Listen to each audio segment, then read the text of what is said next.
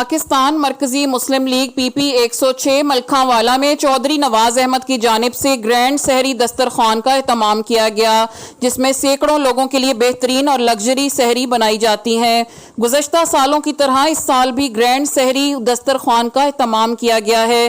چودھری نواز احمد چیمہ مرکزی دفتر ستیانہ روڈ پاکستان مرکزی مسلم لیگ کی جانب سے سینکڑوں لوگوں کے لیے سحری کا انتظام کیا گیا، جس میں بہترین لگژری سحری لوگوں کے لیے بنائی گئی۔ ماہ رمضان کا پورا مہینہ پاکستان مرکزی مسلم لیگ کی جانب سے گرینڈ سحری دسترخوان کا اہتمام کیا جاتا ہے اور سینکڑوں لوگوں کو شاندار اور بہترین طریقے سے سحری کروائی جاتی ہے۔